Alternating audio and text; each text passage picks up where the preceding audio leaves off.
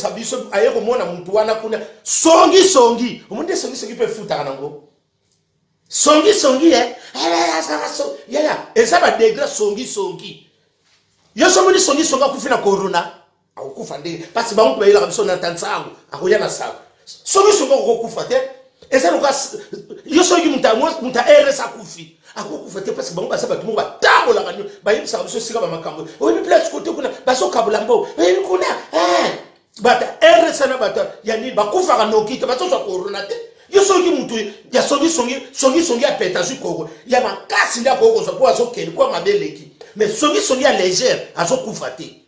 mutayeli biso sango songi o babenga na linga uto panza kikita mais songi mutayeli biso ni solo mama kota kuna mbala moko mo mama na ngai wona nzoto sipa ya basala click na bango baje na bango ya kubebisa ba via batu soko ça peut faible ok yande to so kufa boto so yeba ba signification te makambo eso bima boyoka songi mususu eza ba sorte belele on a précisé ngo songi mususu ezalia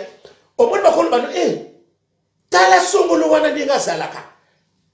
mususu ezali bakolo bano songi neza ndenge o moni vérité mususu neti biso ta vérité bakobengo songi babia ya bomba ka lisolo te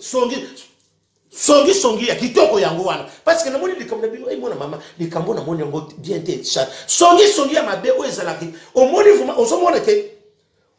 tozana to